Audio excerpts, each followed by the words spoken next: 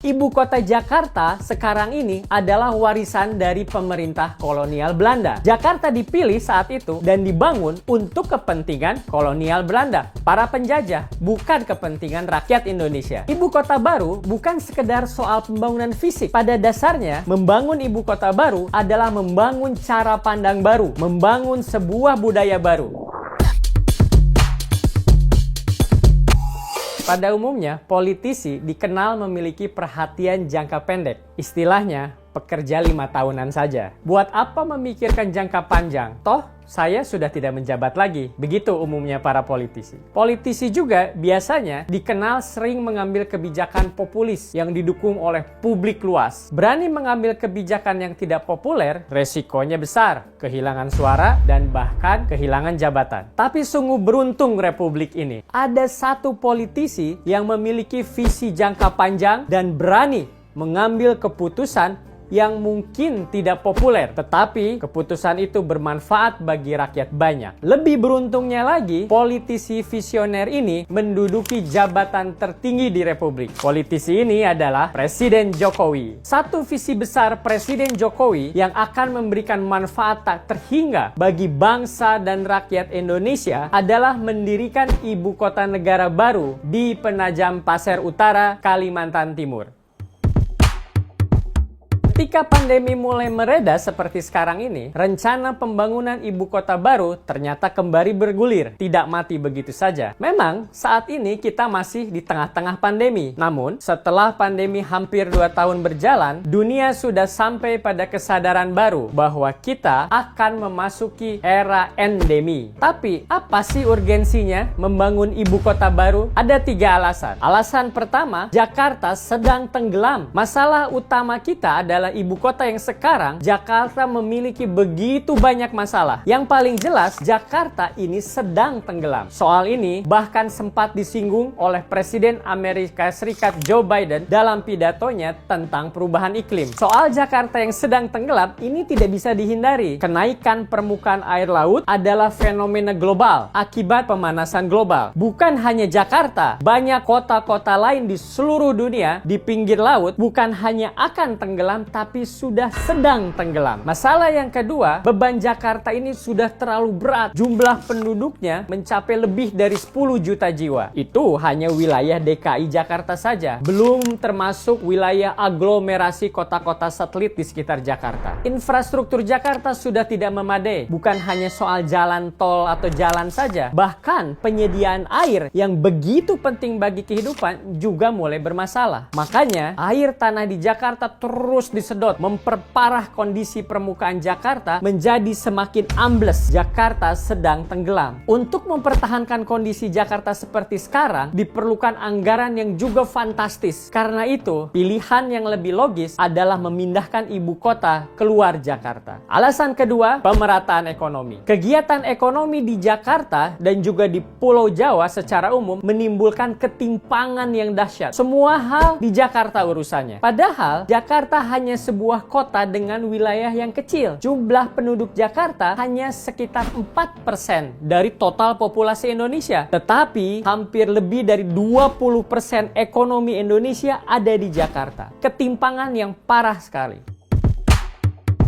Alasan ketiga, ibu kota baru bukan sekedar soal pembangunan fisik. Pada dasarnya, membangun ibu kota baru adalah membangun cara pandang baru, membangun sebuah budaya baru. Ibu kota Jakarta sekarang ini adalah warisan dari pemerintah kolonial Belanda. Jakarta dipilih saat itu dan dibangun untuk kepentingan kolonial Belanda, para penjajah, bukan kepentingan rakyat Indonesia. Jakarta dijadikan pusat segalanya. Kenapa? Itu untuk memudahkan kelompok penjajah menguasai mayoritas rakyat. Pemerintah terpusat di Jakarta, bisnis terpusat di Jakarta, sehingga semuanya jadi mudah dikontrol oleh pemerintahan kolonial Belanda. Sebagai pemerintahan kolonial, Belanda tentu tidak punya kepentingan untuk memikirkan pemerataan. Belanda hanya memikirkan dirinya sendiri. Urusan rakyat miskin pribumi di pelosok Nusantara bukan urusan pemerintahan kolonial Belanda. Bangunan yang sekarang dijadikan kediaman presiden pun dan juga banyak kediaman kediaman pemimpin daerah, dan juga gedung-gedung pemerintahan, semuanya banyak merupakan warisan pemerintah kolonial Belanda. Gedung-gedung ini dibangun dengan cara pandang kolonial yang sangat feodal. Coba perhatikan, Istana Merdeka, Istana Negara, Istana Bogor, Istana Cipanas, semuanya adalah warisan Belanda dan semuanya berupa istana. Istana adalah simbol feodalisme. Istana-istana seperti ini memang banyak kita temui di negara-negara Eropa yang pada mulanya mereka merupakan kerajaan-kerajaan besar. Tapi ambil contoh, misalnya di Amerika Serikat, kediaman dan kantor Presiden Amerika Serikat dinamakan White House, sebuah rumah. Dia bukan sebuah palace, bukan istana. Kenapa begitu? Ini karena Amerika memang bukan negara yang mewarisi nilai-nilai kerajaan. Amerika tidak ingin mewarisi nilai feodal. Sebaliknya, Amerika justru memerdekakan diri, membebaskan diri dari kerajaan Inggris. Begitu juga dengan Indonesia. Kita harus memerdekakan diri dari budaya feodal. Saya harap kediaman presiden di ibu kota baru nanti bukan berupa istana dan tidak perlu disebut istana. Presiden harus tinggal di sebuah rumah rakyat atau rumah negara. Disinilah letak kesamaan antara Bung Karno dan Presiden Jokowi. Keduanya sama-sama memperjuangkan agar bangsa Indonesia lepas dari belenggu kolonialisme dan feodalisme. Caranya saja yang berbeda. Cara Bung Karno adalah dengan memimpin revolusi kemerdekaan. Cara Jokowi di abad 21 adalah dengan membangun ibu kota negara baru yang modern yang lepas dari budaya feodal. Kita semua tahu, Jokowi adalah presiden yang bukan berasal dari kelompok elit. Jokowi adalah rakyat biasa. Jokowi adalah kita. Karenanya wajar bila visi Jokowi adalah pemerataan, kerakyatan, dan itu tercermin dari ibu kota baru yang akan kita bangun.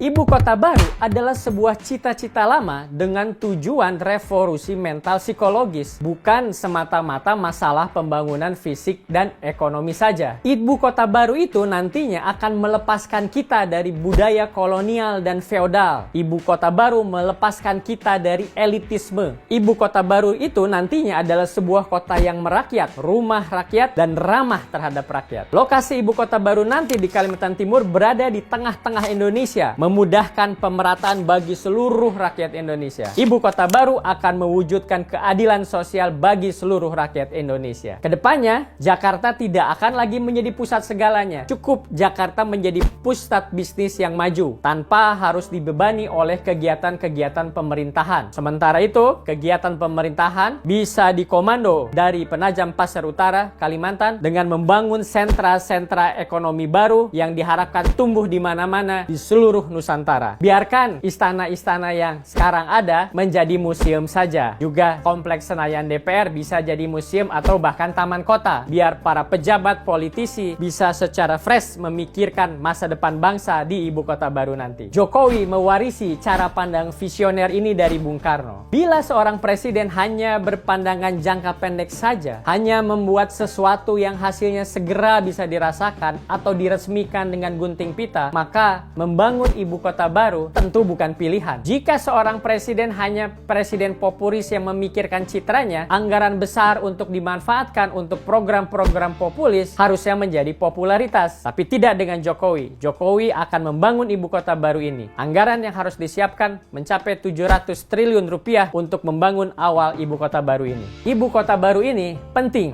untuk generasi mendatang. Bukan hanya 5-10 tahun ke depan, tapi generasi 20, 50, bahkan 100 tahun ke depan. Itulah kenapa pembangunan ibu kota baru ini sangat penting dan tidak boleh ditunda-tunda lagi. Ayo Pak Jokowi, segera diperintahkan dimulai proses pemindahan ibu kota negara. Sahkan undang-undang ibu kota negara di DPR, bentuk badan otorita, dan kita menuju Indonesia baru, Indonesia maju di tahun 2045. Sekian episode Filosofi Robi, sampai ketemu di episode Filosofi Robi berikutnya.